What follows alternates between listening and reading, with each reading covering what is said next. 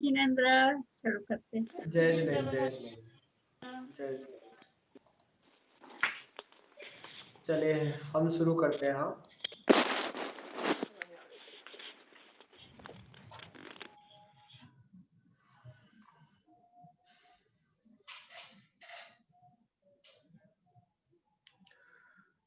प्रणमो अरिहंताणं नमो सिद्धाणं नमो आयरिताणं नमो वज्रायाणं नमो लोये सहसाहूणम्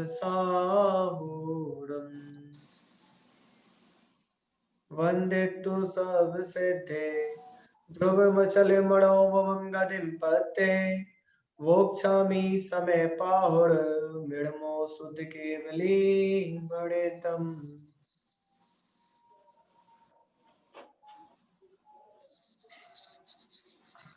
चलिए, हमारी जो चर्चा चल रही थी वो सहानुभूति दर्शन के आधार से बॉल नंबर 7 पे अपनी चर्चा चल रही है। हम देखते हैं यहाँ पर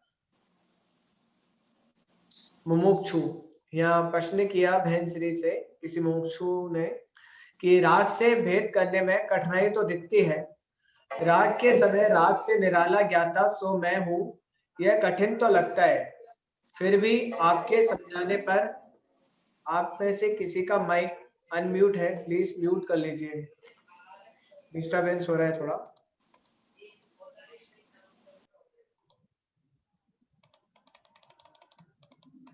चलिए मैं फिर से एक बार बोलता हूँ, राग से भेद करने में कठिनाई तो दिखती है, राग के समय राग से निराला ज्ञाता सो मैं हूँ यह कठिन तो लगता है, फिर भी आपके समझाने पर इतना ख्याल आता है कि सविकल्प दशा में अभी भी बहुत करना रह जाता है। ये यहाँ प्रश्न रखा था और उसके बाद बहन श्री बहन ने जो समाधान किया था उसमें से हमने पहला पैराग्राफ देख लिया था, फिर भी एक बार मैं यहाँ पढ़ता हूँ आप सभी के लिए। जिसे सहज हो उसे विचार नहीं करना पड़ता, यह तो जो अभ्यास कर रहा है उसकी बात है। किस प्रकार करना, वह वास्तव में तो अपने को विचारना है। गुरुदेव ने बहुत समझाया है, फिर भी इस प्रकार अभ्यास करे तो विकल्पों से छूटने का अवसर आता है।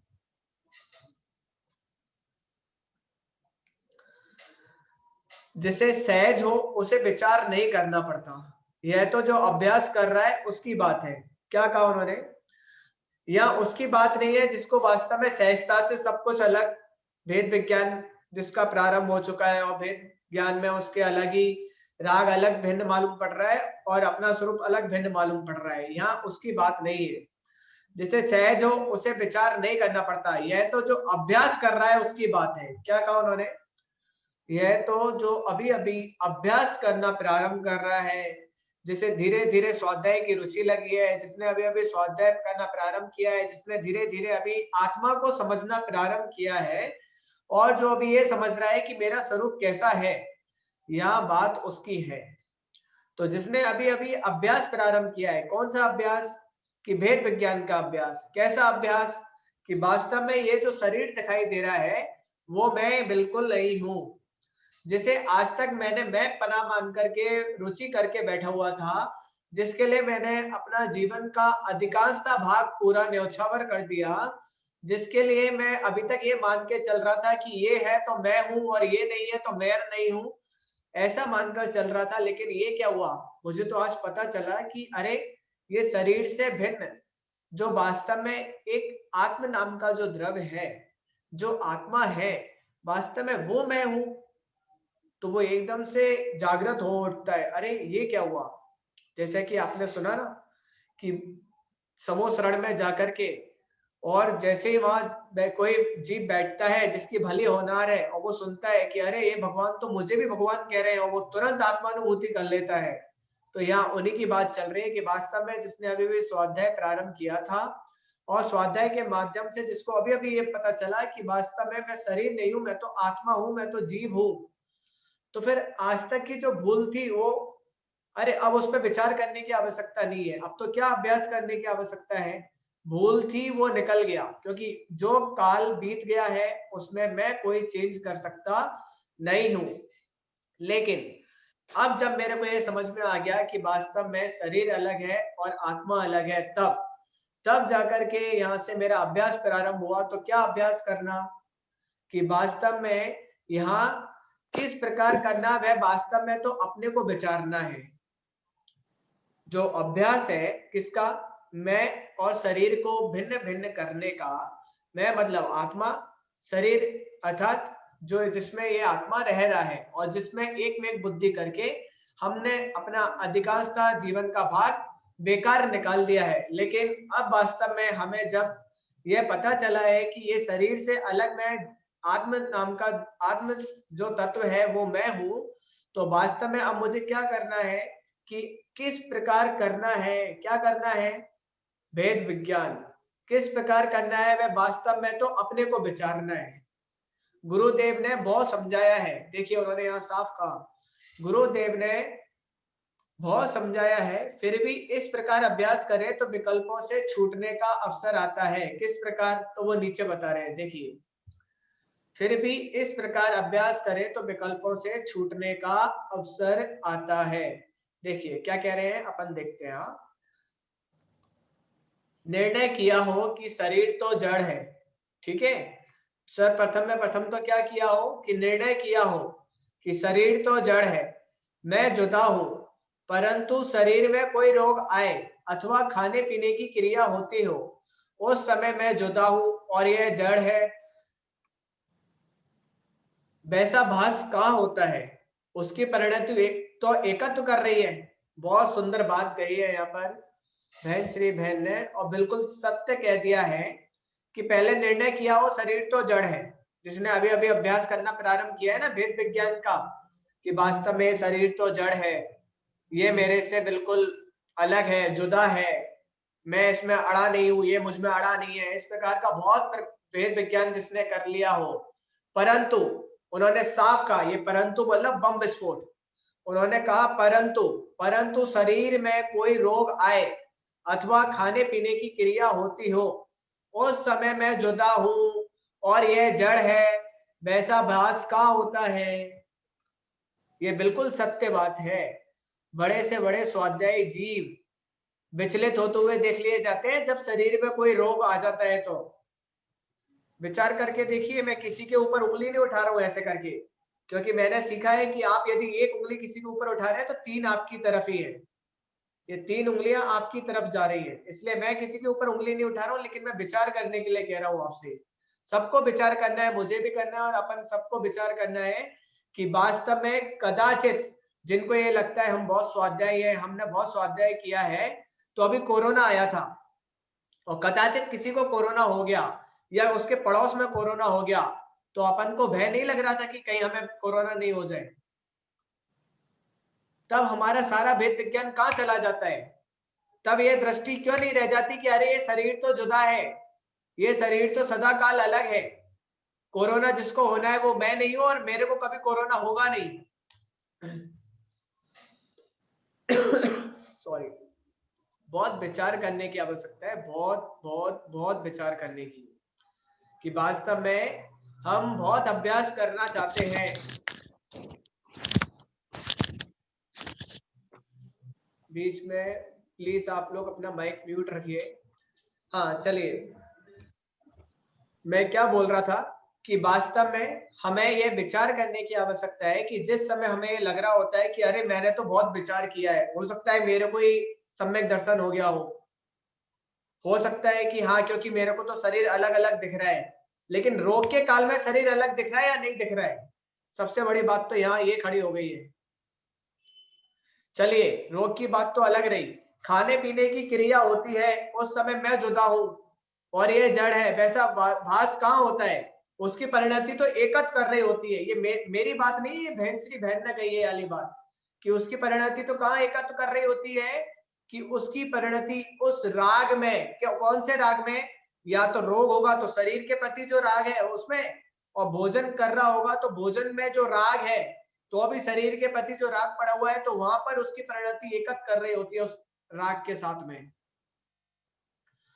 तब भिन्नता भाषित हो तब बात है, तब भेद विज्ञान हो तब बात है, क्योंकि हमने कितना स्वाध्याय कर लिया, कितना सब कुछ कर लिया, लेकिन वास्तव में यदि हम यहाँ विचलित हो जाते हैं तो इसका मतलब अभी बहुत कुछ करना बाकी है। कहने का तात्पर्य यह है कि अभी हमारा जो पुरुषार्थ है वो सच्चा पुरुषार्थ नहीं है। मैं आगे चलता हूं, आगे हम और पढ़ेंगे तो आप अपनी बात क्लियर हो जाएगी। देखिए क्या कह रहे हैं वो, राग की परिणति हो उससे मैं जुदा हूं ऐसा प्रश्न में आना चाहिए, तब उसे विकल्प छूटने का अवसर आए। क्या कहा उन्होंने इस वाली लाइन में, सब कुछ कह दिया। राग की परिणति हो उससे मैं जुदा हूं ऐसा प्रश्न में आना चाहिए, तब उसे विकल्प छूटने का अवसर आए।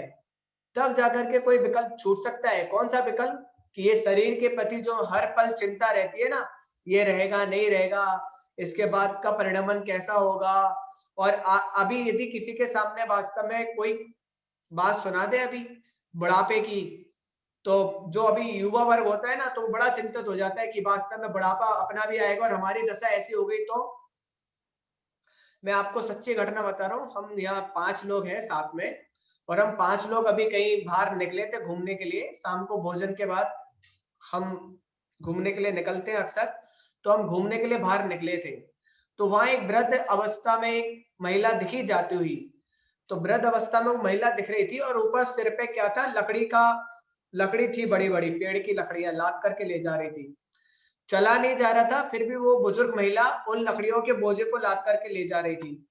हमने सोचा वास्तव में देखो इतना बुढ़ापा है और उसके बाद भी हमारे में से ये किसी एक ने बोला कि इतना बुढ़ापा है, बताओ कितने काम करने पड़ते हैं हमें। तो किसी एक ने बोला कि मैं तो नहीं चाहता हूं कि मेरा बुढ़ापा आए। मैं ये नहीं कह रहा हूं कि उन्होंने क्यों कहा और उनकी दृष्टि कहाँ थी, लेकिन मैं आपको ये बताना चाहता हूं कि कई बार हमें भी ये फीलिंग होती है कि हमें भी उस अवस्था से डर लगता है कि कहीं, जैसे कि अभी कोरोना चल रहा है, तो हम में से कितने चाहते हैं कि हमें कोरोना हो जाए। सब भयभीत है क्योंकि सबको क्या लग रहा है, सबकी दृष्टि शरीर की तरफ है। कौन भयभीत नहीं है? आपको पता है सावधान रहना और भयभीत रहने में कितना अंतर है? सावधान है तो बहुत अच्छी बात है, लेकिन यदि आप भयभीत हैं तो बहुत गलत बात है। समझना इस बात को। सावधान कौन है? जो अपने स्वरूप में है वो सावधान है, और जो शरीर में है अर्थात जिनकी दृष्टि शरीर की तरफ है वो भयभीत है। समझ गए आप सभी? बहुत बहुत बारीकी से इस बात को समझने की आवश्यकता है कि वास्तव में हम कहाँ जा रहे हैं। राग की परिणति हो उससे मैं जुदा हूं ऐसा प्रश्न में आना चाहिए। कब आना चाहिए? हर पल आना चाहिए। कोरोना हो जाए उस अवस्था में भी आना चाहिए। आपको पता है बनारसी दास जी का नाम सुना होगा आप सभी ने। बनारसी दास जी को अंत समय में क्या हुआ, उनको कोई रोग हो गया था। तो उस रोग की वजह से वो जो पलंग होता है उस पर लेटे हुए थे और उनकी आंखों में से आंसू आ रहे थे। तो वहां खड़े हुए लोगों ने बातें चलने लगी कि देखो ये इतने स्वाध्याय बनते थे, इन्होंने इतना स्वाध्याय किया और अब तो बिल्कुल भी लग नहीं रहा है इनके चेहरे से कि ये स्वाध्यायी थे या स्वाध्याय करने वाले व्यक्ति थे। तो बनारसी दास जी उनकी बातें सुनते रहे। उन्होंने अंत में स्लेट मांगी। स्लेट होती थी पहले जिसपे चौक से लिखा जाता था, मुझे नहीं पता आप में से कितने लोग जानते हैं। तो स्लेट पे चौक से लिखा जाता था, तो उन्होंने उस स्लेट पे 4 लाइनें लिखी। मुझे अंतिम लाइन याद है, बाकी की नहीं है। मैं आपको वो सार रूप बता रहा हूँ। उसमें जो सार रूप लाइन थी कि अब चले बनारसी दास, अब कभी लौट के नहीं आएंगे। कहने का तात्पर्य ये था कि उसमें ये लिखा हुआ था कि बनारसी दास जी तो अपने स्वरूप में है, ये जो शरीर की पीड़ा है ये शरीर देख रहा है। बनारसी दास जी की दृष्टि शरीर की पीड़ा की तरफ नहीं है, बनारसी दास जी की दृष्टि तो उनके आत्म स्वरूप की ओर है। बहुत विचार करने की आवश्यकता है वास्तव में कि हमें यदि थाली में थोड़ा सा भी हमारे मन पसंद का भोजन यदि नहीं परोसा जाता है तो हमारी कसाएं तीव्र हो जाती है। मैं नहीं कह रहा हूं, यहाँ लिखा है। यदि आप में से किसी को ऑप्शन हो आप ऐसा कैसे कह रहे हैं, यहाँ लिखा हुआ है, देख लीजिए। यदि किसी को लगता है नहीं तो मैं फिर से पढ़ देता हूँ।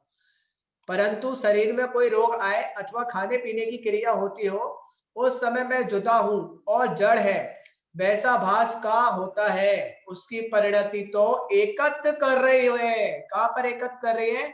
या तो शरीर में रोग होता है उस जगह एकत्र कर रही होती है, या फिर खाने पीने की कोई वस्तु मेरे अनुकूल बन जाती है तो राग हो जाता है, और मेरे प्रतिकूल हो जाती है तो द्वेष खड़ा हो जाता है। बताइए।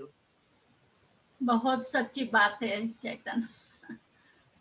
बहुत बहुत वास्तव में हम सभी को ये विचार करने की आवश्यकता है कि राग की परिणति हो उससे मैं जुदा हूं, ऐसा प्रयत्न में आना चाहिए, प्रतिपल आना चाहिए।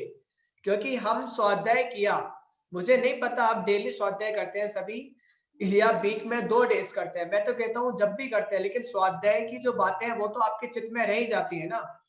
और यदि बहुत सारे यहाँ पर जैसे आदरणीय रजनी भाई जी हैं, तो भानु जी ने बताया था पहले, तो जैसे आदरणीय रजनी भाई जी, तो मैं समझता हूँ उनका तो प्रतिदिन का स्वाध्याय है, तो जैसे वे हैं प्रतिदिन के स्वाध्यायी, तो मैं पूछना चाहता हूँ सभी से कि वास्तव में हमारे जीवन में हमने कितना समय स्वाध्याय के लिए निकाला है? बहुत सारे लोग होंगे स्वाध्याय, मेरे को तो उनका व्यक्तिगत पता है इसलिए यहाँ मैंने उनका नाम। हाँ, यहाँ हमारे जो सुनने वाले हैं, हमारा 7 दिन सबका स्वाध्याय सुबह बहुत सुंदर, दोपहर बहुत सुंदर। को शाम को होता ही है। मुझे 7 दिन है। सुन करके बहुत खुशी हुई। बहुत सुंदर, अच्छी बात है। तो और अच्छी बात है कि आप सभी स्वाध्यायी हैं। अब करना क्या बाकी रह गया है, मैं आपको इस वाली लाइन से पढ़ के बता रहा हूं फिर से, कि राग की परिणति हो उससे मैं जुदा हूं, ऐसा प्रयत्न में आना चाहिए, तब उसे विकल्प छूटने का अवसर आए। कि वास्तव में आप सभी यहाँ स्वाध्याय लोग विराजमान हैं, तो अब आपका केवल करने और यदि कोई कार्य रह गया है तो वो यही रह गया है कि हमें प्रतिपल, हर पल यही अभ्यास करना है कि मैं कैसे भी करके मैं रहूं, अर्थात चेतन चेतन में रहना चाहिए और शरीर शरीर में रहना चाहिए। मुझे शरीर की कोई चिंता करने की आवश्यकता नहीं है। मैं इसलिए भी कह रहा हूं, यदि आप में से बहुत सारे लोगों ने क्रमबद्ध पर्याय पढ़ी होगी, तो क्या क्रमबद्ध पर्याय में क्या पढ़ा फिर अपन ने? हमने ये नहीं पढ़ा कि हर प्रत्येक पर्याय का परिणमन स्वतंत्र है, प्रत्येक द्रव्य का परिणमन स्वतंत्र है। तो जब प्रत्येक जीव का परिणमन स्वतंत्र है, द्रव्य का परिणमन स्वतंत्र है, पर्याय का परिणमन स्वतंत्र है, तो मैं कहां हस्तक्षेप कर रहा हूं? अर्थात चेतन चेतन का काम नहीं करता, बस दिक्कत ये खड़ी हो जाती है। पता है, कहने का तात्पर्य यह है कि यहाँ पे सभी आत्मार्थी हैं, तो सभी आत्मार्थी अपना कार्य नहीं कर रहे हैं, ये दिक्कत है बस। कौन सा कार्य? कि राग की परिणति हो उससे मैं जुदा हूं, ऐसा प्राथमिक अभ्यास करना चाहिए, आना ही चाहिए। तब उसे विकल्प छूटने का अवसर आएगा। तब ये जितने भी विकल्प चलते हैं ना, यहाँ जो उन्होंने प्रश्न किया था कि देखिए हमें अपने को विचारना है, लेकिन क्या है, फिर भी इस प्रकार अभ्यास करें तो विकल्पों से छूटने का अवसर आता है। ये बहन श्री बहन ने कहा है ना, या उन्होंने ऊपर कहा था, मैं फिर से एक बार पढ़ देता हूँ। राग से भेद करने में कठिनाई तो दिखती है, राग के समय राग से निराला ज्ञाता सो मैं हूं, यह कठिन तो लगता है, फिर भी आपके समझाने पर इतना ख्याल आता है कि सविकल्प दशा में अभी भी बहुत करना रह जाता है। उन्होंने क्या कहा? आप जो समझा रहे हो उतना तो समझ में आया, लेकिन सविकल्प दशा में अभी भी बहुत करना बाकी है। तो नीचे बहन श्री बहन ने फिर उसको समझाते हुए कह दिया कि भाई जब ऐसा कार्य करोगे तो वो विकल्प अपने आप छूट जाएगा। फिर से पढ़ता हूँ ये वाली लाइन, इसलिए पढ़ रहा हूं मैं ये वाली लाइन बार बार, क्योंकि अभ्यास इसी का करना है। राग की परिणति हो उससे मैं जुदा हूं, ऐसा प्रयत्न में आना चाहिए। ऐसा हमारे को पुरुषार्थ जागृत होना चाहिए कि राग की परिणति जो है वो मेरे से जुदा ही है, अर्थात अलग है। तब उसे विकल्प छूटने का अवसर आए, अर्थात तब जाकर के कई विकल्पों की समाप्ति हो सकती है। आगे उन्होंने क्या कहा? वह आकुलता ना करे परंतु शांति रखे कि मैं जुदा सो जुदा ही हूं। बहुत बढ़िया। अब किसी को ऐसी आकुलता नहीं होनी चाहिए कि अरे मैं तो बहुत अभ्यास करता हूं लेकिन फिर भी मुझसे नहीं हो रहा है, मुझे तो नहीं आ रहा है कुछ भी समझ में। कैसे हो? मुझे तो राग ही राग दिख रहा है। तो अरे वो राग जो दिख रहा है वो भी तो जानने में आ रहा है, आप कहाँ राग कर रहे हो? तो फिर आकुलता कहाँ रह गई? यही तो हमें समझना है कि वास्तव में बहुत सारे लोगों को ये लगता है अरे हम तो बहुत कोशिश करते हैं लेकिन मेरे को तो राग अलग जानने में आ ही नहीं रहे। अरे आपको जो जानने में आ रहा है आप वो हो, आपको इतना निर्णय करना है, बस खत्म। कुछ और करने की आवश्यकता ही नहीं है। करना ही इतना है कि ये जो जानने का कार्य है बस वो मुझे करना है। लेकिन होता क्या है, अधिकांशता तौर पे, अधिकांशता नहीं, 95% आप लोग स्वाध्याय है, इसलिए मैंने 5% आपको छूट दी है कि 95% ये होता है हमारे साथ कि हम जानने को छोड़ करके करने में अटक जाते हैं। अधिकांशता सभी के साथ ऐसा होता होगा, क्योंकि हम भूल ही जाते हैं मेरा स्वभाव क्या है। अपने स्वभाव में से उचक के तुरंत दूसरे के स्वभाव में जाने की आकुलता रहती है। यहाँ पर भूल ही जाते हैं कि अरे ये शरीर तो एक दिन छोड़ करके जाएगा। मैं आप लोगों में से पूछना चाहता हूं, मैं वाक्य बोलूंगा, आपको बताना है किसका वाक्य है। शरीर हमें छोड़े उससे पहले शरीर की बुद्धि छोड़ दो, किसका वाक्य है ये? किसी को पता है? यहाँ पर इतने सारे स्वाध्यायी लोग हैं। शरीर तुझे छोड़ेगा ये बात पक्की है, लेकिन शरीर तुझे छोड़े उससे पहले तू शरीर की श्रद्धा छोड़ दे। वो पुरुषार्थ सिद्धि में भी आता है, किसका वाक्य है वो पता नहीं, मगर पुरुषार्थ सिद्धि में भी ये आता है। बहुत सुंदर, श्रीमद् राजचंद्र जी, बहुत बढ़िया। श्रीमद् रायचंद जी का ये वाक्य है कि तू यदि तू शरीर तो तुझे छोड़ेगा ही छोड़ेगा, लेकिन तू उससे पहले शरीर की बुद्धि छोड़ दे, अर्थात शरीर में जो मैं पने की बुद्धि है वो छोड़ दे। विचार करने की आवश्यकता है कि 95% हम शरीर के लिए प्रयत्नशील रहते हैं कि नहीं हमें ये करना है, ये करना है। स्वाध्याय ज्ञान बढ़ाने के लिए नहीं करना है, स्वाध्याय इसलिए करना है कि मैं अपने तक आ सकूं, चेतन को चेतन मिल सके। स्वाध्याय चेतन का बोझा बढ़ाने के लिए नहीं करना है कि चेतन ने क्या किया, क्षयोपम ज्ञान का बोझा और रख लिया अपने सिर पर। अरे इनको तो समय सार पूरा याद है, प्रवचन सार याद है, पांचों परमागम याद है। इससे कोई लाभ नहीं होगा। लाभ किससे होगा? याद है आपको? सॉरी क्या नाम था उनका, मैं नाम भूल रहा हूं, से भूति मुनिराज। से भूति मुनिराज ने क्या कहा था? कुछ भी याद नहीं होता था उनको, एक अक्षर का ज्ञान नहीं था उनको, फिर भी उन्होंने क्या कहा, तिल तुस मात्र भिन्नम, और इतने में उन्हें क्या हो गया, सम्यक दर्शन हो गया था। सम्यक दर्शन। विचार करने की आवश्यकता है। हमें लगता है नहीं हम तो सब कुछ पढ़ लें, हम तो सब कुछ कर लें, नहीं होगा उससे कुछ भी, गारंटी है, पक्की बात है। तो हम क्या करें, कल से स्वाध्याय करना बंद कर दें? अरे नहीं, स्वाध्याय करना है, लेकिन स्वाध्याय किस ओर से करना है? स्वाध्याय चेतन को ऊर्ध्व रख करके करना है। चेतन को अर्थात आत्मा को ऊर्ध्व रख करके स्वाध्याय करना है कि जो ये स्वाध्याय कर रहा हूं मैं, वो चेतन के भेद विज्ञान के लिए कर रहा हूं। कोई भी स्वाध्याय हो, आप कहो कर्णान योग में आपको कर्णान योग घटा के बता दूंगा, आप कहो प्रथमान योग में प्रथमान योग घटा करके बता दूंगा, आप जो कहना चाहेंगे मैं वो करके बता सकता हूं उसमें। क्योंकि चारों अनुयोग में केवल एक चेतन की सिद्धि की गई है और कुछ नहीं किया गया है, एक आत्मा को ही बताया गया है चारों अनुयोगों में। विचार अपना है, जैसा बहन श्री बहन ने ऊपर कहा था कि नक्की तो आपको करना है, निर्णय तो आपको करना है कि आप चाहते क्या है।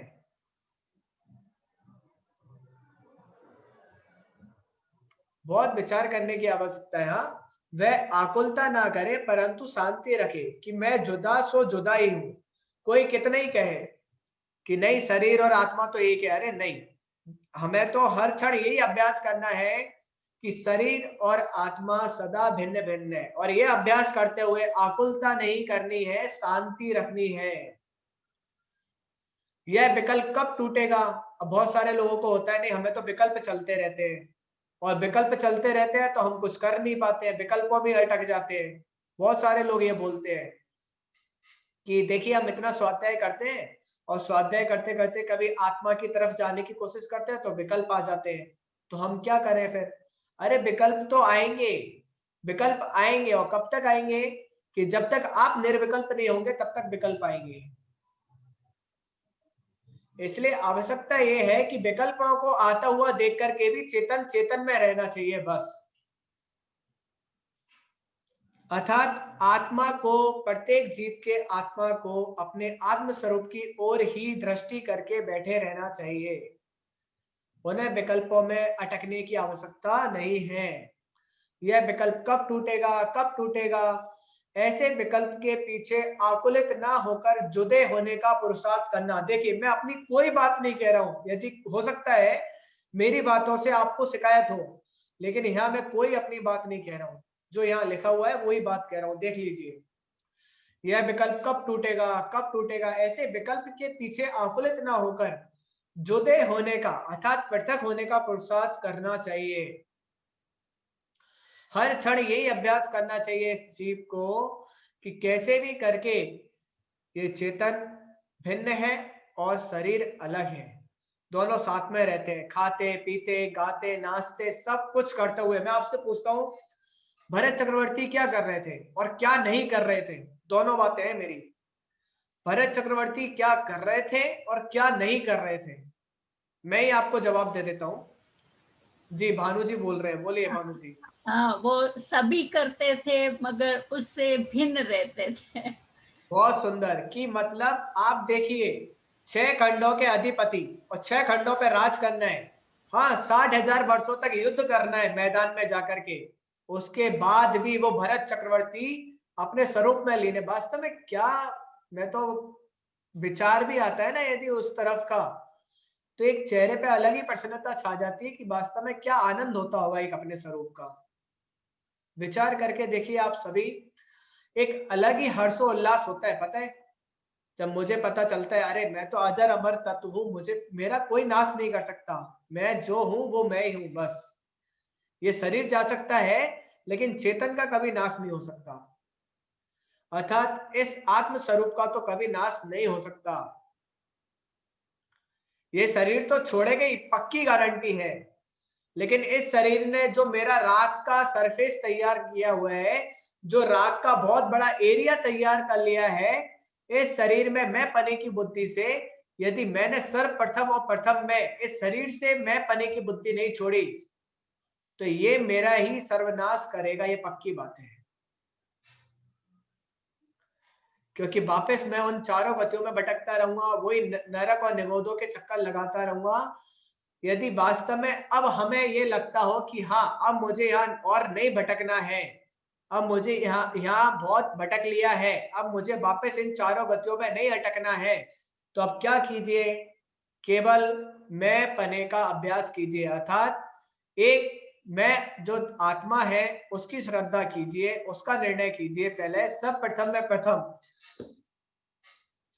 मैं फिर वही कहता हूं, यदि यहाँ कोई भी व्यक्ति ऐसा है जिसको वास्तव में आज भी 1% भी शक है कि नहीं वो आत्मा नहीं है, वो शरीर है, तो मैं उनको एक्सप्लेन करके बता सकता हूं कि वास्तव में आप आपने आत्म स्वरूप से ही प्रतिष्ठित है, आप में शरीर का अंश मात्र भी नहीं है, रंच मात्र, अर्थात आपके एक अंश में भी आत्मा के अनंत प्रदेशी हैं, तो उस अनंत प्रदेश में शरीर का किसी भी अंश में एक अंश भी नहीं है। बहुत विचार करने की आवश्यकता है।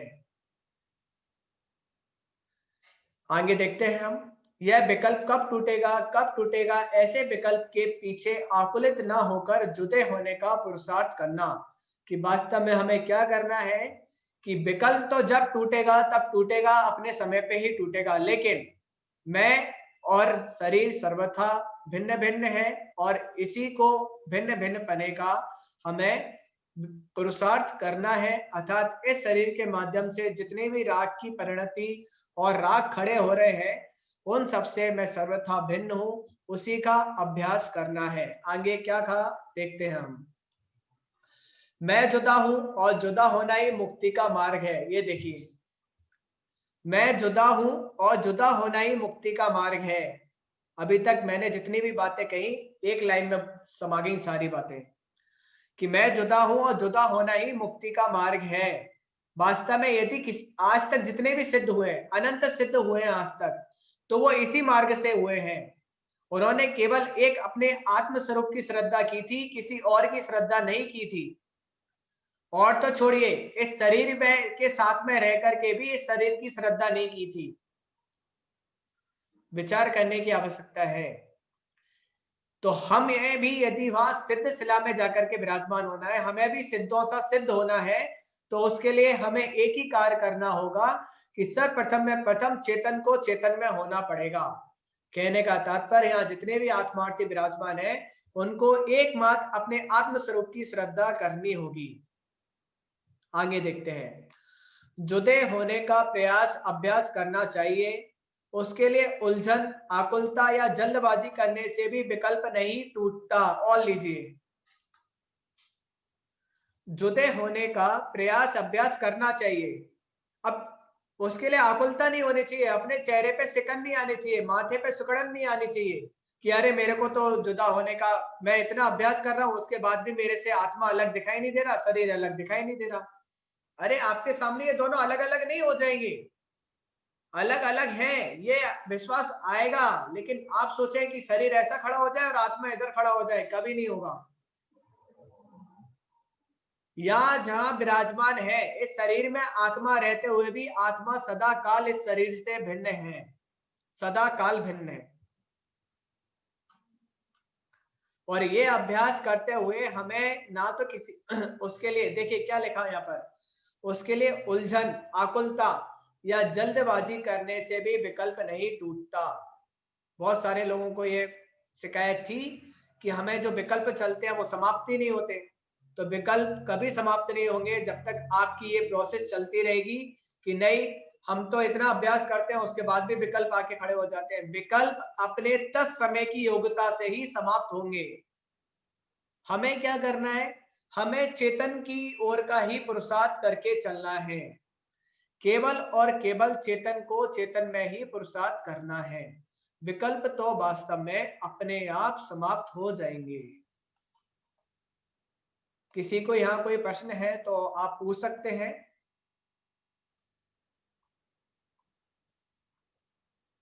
फिर से एक बार मैं इसी को पूरा कर देता हूँ।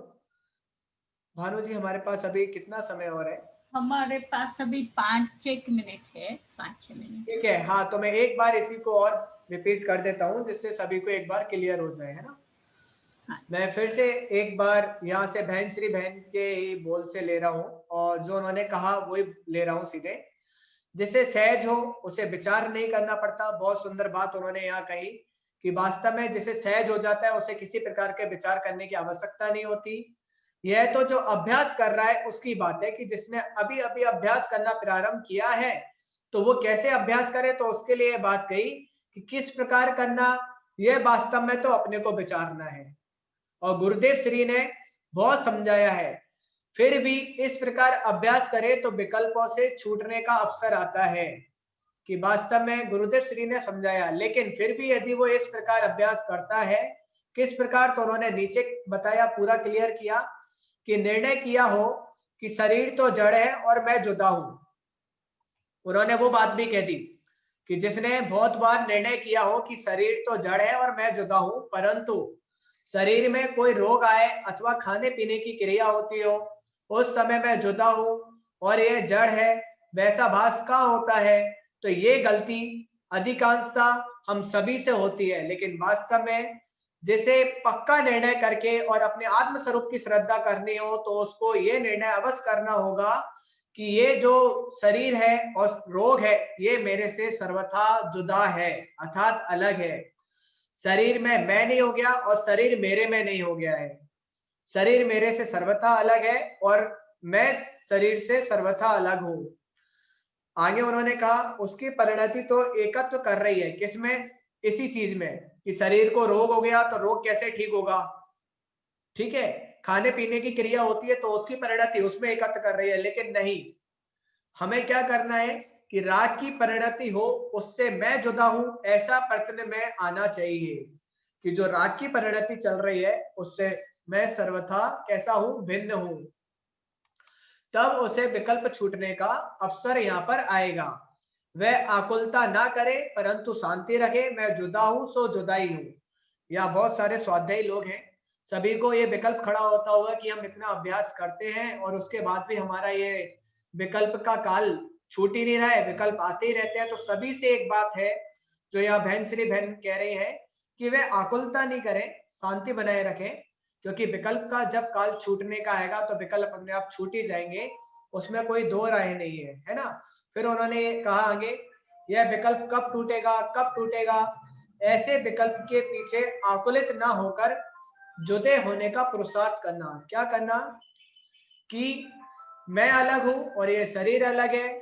शरीर के साथ में जितने राग और द्वेष की प्रोसेस हुई थी, अर्थात राग द्वेष ने जितना अपना घर जमा के बैठा हुआ था, उस सबसे मैं सर्वथा भिन्न हूं, ऐसा पुरुषार्थ करना।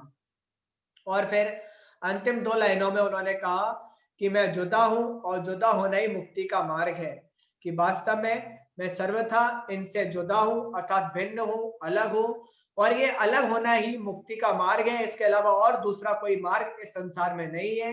कोई राग के साथ सिद्धालय में जाके विराजमान हुआ हो तो ऐसा आज तक नहीं हुआ और अनंत काल में कभी ऐसा नहीं होगा। सभी उस किसके अलग होकर के ही वहां विराजमान हुए हैं। आगे जुदे होने का प्रयास अभ्यास करना चाहिए। उसके लिए उलझन, आकुलता या जल्दबाजी करने से भी विकल्प नहीं टूटता। तो बहुत बड़ी समस्या का समाधान यहाँ बहन श्री के इस बोल से हो गया है कि वास्तव में यदि किसी भी प्रकार की कोई आकुलता है या जल्दबाजी है तो किसी को भी आकुलता या जल्दबाजी नहीं करनी चाहिए, क्योंकि जो विकल्प है वो तो अपने तत्समय की योग्यता पे समाप्त होगा। कोई आकर के उसको समाप्त कर जाएगा, कभी ऐसा नहीं होगा। हमें तो केवल चेतन में होने का पुरुषार्थ करना है। दादा की एक बहुत सुंदर रचना है आदरणीय छोटे दादाजी की, यदि आप लोगों ने सुनी होगी, सहजता। नहीं सुना तो आप लोग जरूर सुनिए सहजता। उसमें बहुत अच्छे से दादा ने वर्णन किया है, सहज होना ही जीवन है और सहज ही मोक्ष मार्ग है। तो वास्तव में आप सभी सहज रह करके आत्मा के की ओर पुरुषार्थ कीजिए, तो निश्चित ही सभी सम्यक दर्शन को प्राप्त करेंगे, विकल्प अपने आप समाप्त होंगे। तो मैं इतनी भावना भाता हूं कि हम सभी शीघ्र अति शीघ्र अपने आत्मा की श्रद्धा करते हुए सिद्धालय में विराजमान हो। इसी बात से मैं आज अपनी बात को विराम करता हूँ। बहुत सुंदर चेतन, थैंक यू। फिर हम नेक्स्ट वीक के लिए बात करते हैं। तो बहुत धन्यवाद। और ये बहुत सुंदर बोल है, चालू फिर रखेंगे हम।